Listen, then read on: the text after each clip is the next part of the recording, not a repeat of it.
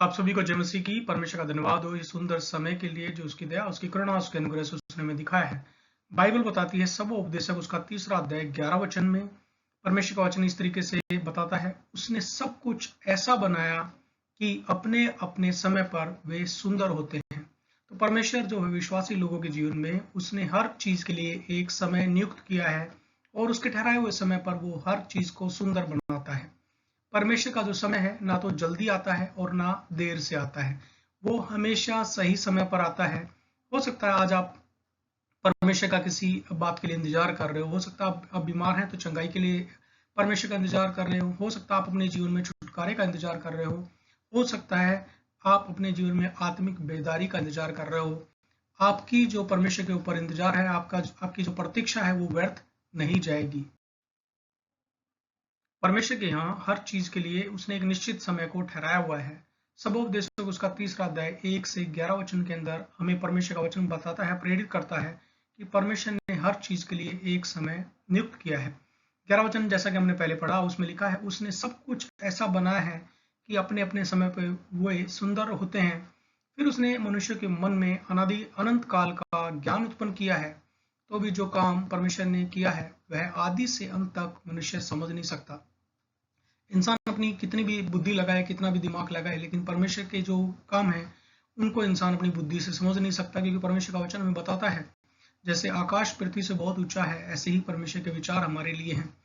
Bible यहाँ पर हमें बताती है हर चीज का एक समय होता है। जन्म का एक समय है, मृत्यु का भी समय है, चंगाई का समय है और निर्माण करने का समय है और ढा देने का भी समय है। परमेश्वर की जो घड़ी है कभी नहीं चूकती। परमेश्वर हर काम को अपने समय के अनुसार करता है और अच्छा करता है।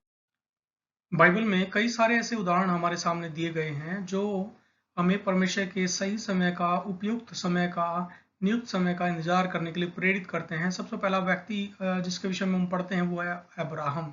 अब्राहम को 75 साल की आयु में परमेश्वर ने एक प्रतिज्ञा दी थी कि परमेश्वर उसको उसकी एक संतान देगा जो वाचा के अनुसार उसका निज पुत्र होगा।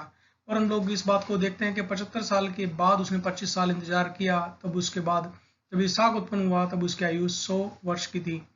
यहाँ दूसरा व्यक्ति हम लोग देखते हैं वो है मूसा। मूसा जो है 40 वर्ष तक फिरौन के राजघराने में उसकी एक राजकुमार के रूप में परवरिश हुई। उसके अगले जो 40 वर्ष हैं वो उसने जंगल में भेड़ बकरी को चराने में लगाए और उसी समय पर परमेश्वर ने जंगल में एक झाड़ी में स्वर्गदूत के द्वारा, जो जलती हुई झाड़ी थी, वहां पर परमेश्वर ने उसको अपनी सेवकाई के लिए बुलाहट दी और परमेश्वर ने उसको फिरौन के पास भेजा कि वो फिरौन के पास जो इज़राइल के लोग मिस्र की बंधुआई में हैं उनको छुड़ाए। तो मूसा ने 40 साल परमेश्वर का इंतजार किया। तीसरा व्यक्ति हम लोग उसके विषय में पढ़ते हैं यूसुफ। यूसुफ जो 17 वर्ष की आयु में उसने सपन देखा और जब वो मिस्र का शासक या प्रधानमंत्री बना तब उसकी आयु 30 वर्ष थी। उसने भी परमेश्वर के सही समय का, उपयुक्त समय का 13 साल तक इंतजार किया। और अंतिम यहाँ पर हम लोग उदाहरण देखते हैं दाऊद का।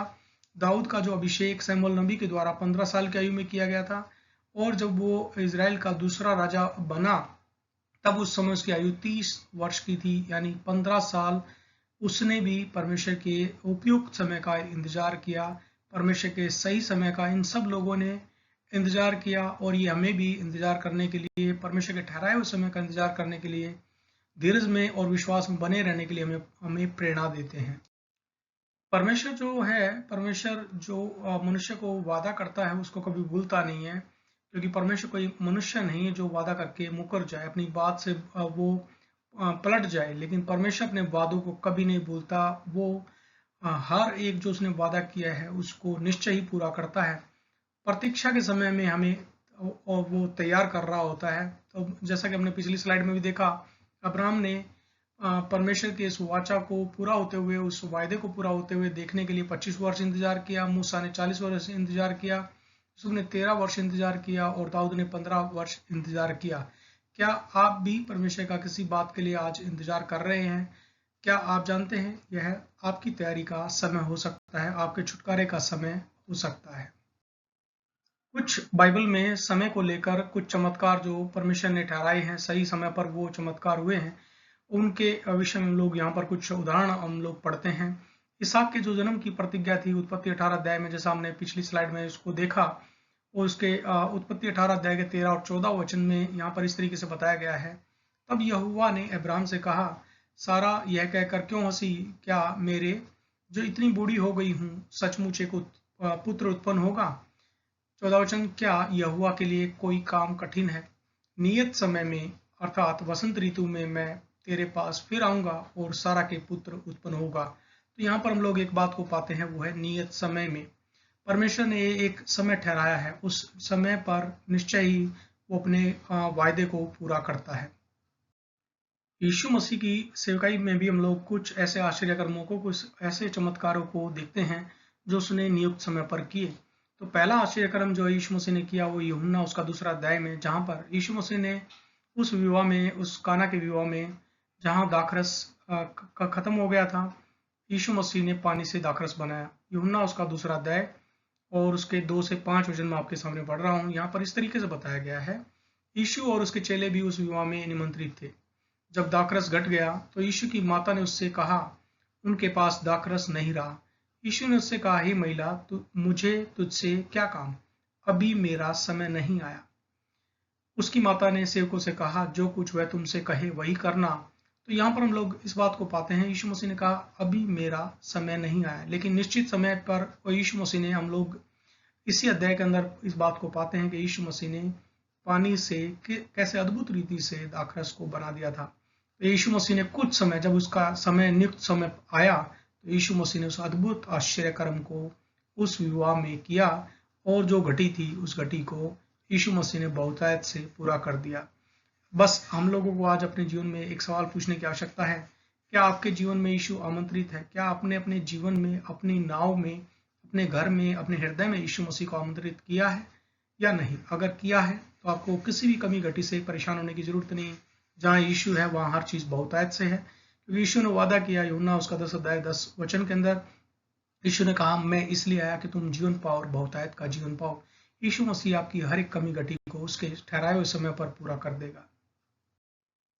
यीशु मसीह की सेवकाई में हम लोग एक महिला के विषय में पढ़ते हैं जिसको 12 वर्षों से लहू बहने की बीमारी थी, और इन 12 वर्षों में उसने बहुत कष्ट को झेला और उसने अपनी जो सारी संपत्ति थी उसको वैद्यों के पास उसने अपने इलाज में उस पैसे को खर्च कर दिया, लेकिन वो चंगी नहीं हुई। तो यहाँ पर हम लोग इस बात को पाते हैं, यीशु मसीह उस महिला के पास से जब गुजर रहे थे तो उस महिला ने यीशु मसीह के वस्त्र के छोर को छू लिया और वो चंगी हो गई। तो हो सकता है, मुझे नहीं मालूम आज आप कितने सालों से यीशु मसीह के अपने जीवन में आने का इंतजार कर रहे हैं, लेकिन यहाँ पर लिखा है, यीशु ने कहा, उसने विश्वास से यीशु के वस्त्र को उस महिला ने छुआ।